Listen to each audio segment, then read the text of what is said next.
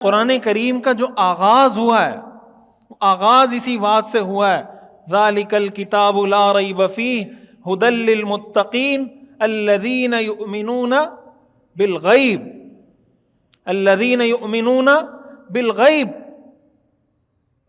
متقی وہ ہے، مومن وہ ہے جو غیب پر ایمان لاتا ہے، ان سین، ان دیکھی ہوئی چیز۔ ان دیکھی ہوئی چیز کیا ہے؟ اللہ۔ ہم نے اللہ کو نہیں دیکھا، لا تدرکہ الابصار وہو یدرک الابصار۔ اللہ فرماتے ہیں کوئی آنکھ اللہ کو نہیں دیکھ سکتی لیکن وہ سب کو دیکھتا ہے، وہو اللطیف الخبیر۔ الذین یؤمنون بالغیب، جو غیب پر ایمان لاتے ہیں۔ اور ایسا نہیں ہے کہ یہ اس کا تعلق صرف اسلام کے ساتھ ہو، دین کے ساتھ ہو، ہم دنیا کے اندر لوگ کہتے ہیں نا کہ یار یہ چیز حقیقت بھی ہو سکتی ہے، جھوٹ بھی ہو سکتی ہے، سچ بھی ہو سکتا ہے، غلط بھی ہو سکتا ہے۔ ہم دنیا کے اندر بہت سی چیزوں پر بن دیکھے ایمان لاتے ہیں۔ اس کی میں آپ کو ایک مثال دیتا ہوں۔ ہم اپنے نام کے ساتھ لکھتے ہیں نا فلاں بن فلاں، لکھتے نہیں لکھتے؟ اپنے نام کے ساتھ والد کا نام لکھتے ہیں یا نہیں لکھتے؟ ہمیں کس نے بتایا کہ ہمارے والد صاحب کا نام یہ ہے؟ قرآن میں آیا ہوا ہے، حدیث میں ہے، کسی کتاب میں لکھا ہوا ہے کہ میرے والد کا نام یہ ہے، آپ کے والد کا نام یہ ہے، آپ کے والد کا نام یہ ہے۔ مجھے کیسے پتا کہ میرے والد کا یہ نام ہے اور آپ کو کیسے پتا کہ آپ کے والد کا یہ نام؟ کیا ہم نے دیکھا ہے؟ ہمیں پتا ہے؟ یا ہمیں کسی نے بتایا کہ یہ آپ کے والد صاحب ہیں؟ والدہ نے بتایا کہ یہ آپ کے والد صاحب ہیں، رشتہ داروں نے بتایا کہ یہ آپ کے والد صاحب ہیں، ایک گھر میں پلا بڑا بندے کو پتا چلا کہ بھئی یہ میرے والد صاحب ہیں، یہ میری والدہ ہے۔ آج تک آپ نے کسی ایسے بندے کو دیکھا ہے جو کہے کہ نہیں میں اپنے ابا کا نام شناختی کارڈ میں اس وقت تک نہیں لکھواؤں گا جب تک میں جا کے ڈی این اے نہیں کروا لوں؟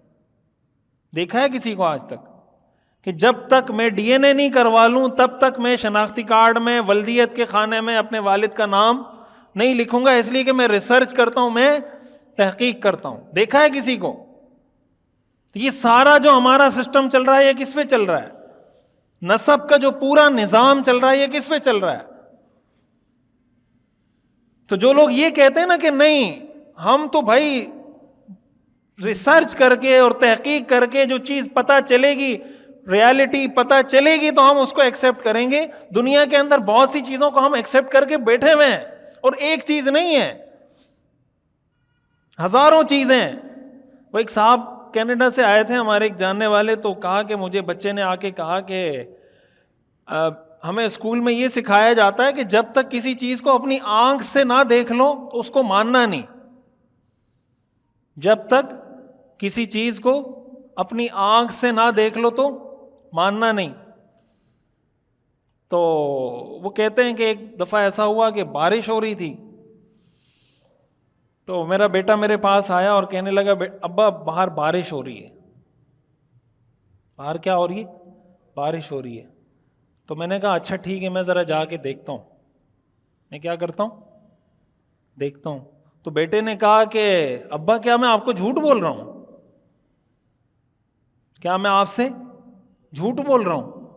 تو ابا نے کہا نہیں بیٹا آپ جھوٹ نہیں بول رہے، آپ نے خود ہی کہا تھا جب تک کسی چیز کو دیکھ نہ لو تو اس کو ماننا نہیں، جب تک کسی چیز کو دیکھ نہ لو تو اس کو ماننا نہیں۔ تو آپ نے مجھے کہا تھا کہ ہمیں اسکول میں یہ بتایا ہے، تو اب میں آپ کی بات کیسے مان لوں؟ تو بیٹا کہنے لگا کہ ابا میں آپ کو جھوٹ تھوڑی بولوں گا۔ تو اب اگر آپ گھر میں بیٹھے ہوئے ہیں اور آپ کو کوئی آدمی کہہ دیتا ہے باہر بارش ہو رہی ہے، وہ بھیگا ہوا آیا، تو آپ اس کی بات مانتے ہیں یا نہیں مانتے؟ یا آپ کہتے ہیں نہیں میں ریسرچ کروں گا، تحقیق کروں گا، جب تک میں باہر جا کے دیکھ نہ لوں تب تک میں آپ کی بات نہیں مانوں گا؟ یا آپ ایمان بالغیب لاتے ہیں یا نہیں لاتے؟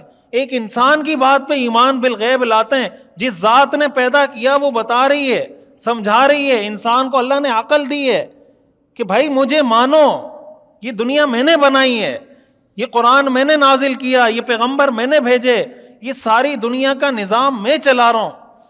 ایک چھوٹی سی چیز خود سے نہیں بن سکتی، ایک بوتل کا ڈھکن خود سے نہیں بن سکتا، کوئی بوتل خود سے نہیں بن سکتی۔ انسان کا اتنا پیچیدہ نظام، کیا آج تک کوئی دنیا کا ترقی یافتہ سائنسدان انسان کی باڈی کا کوئی آلٹرنیٹ اس کی کوالٹی کا بنا سکا ہے؟ آج تک کی جدید ترین سائنس، کوئی ایسی سائنس آئی ہو کہ اس نے کہا ہو کہ ہم انسانی دل بنا دیتے ہیں، انسانی گردہ بنا دیتے ہیں، انسانی آنکھ بنا دیتے ہیں؟ آج تک کوئی سائنسدان پیدا ہوا؟ تو وہ جو آرٹیفیشل ٹانگ بنتی ہے وہ خود بخود بن جاتی ہے، جو آرٹیفیشل ٹانگ بنتی ہے وہ خود بخود بن جاتی ہے۔ تو آرٹیفیشل ٹانگ خود نہیں بنتی ہے، اوریجنل خود بخود بن گئی۔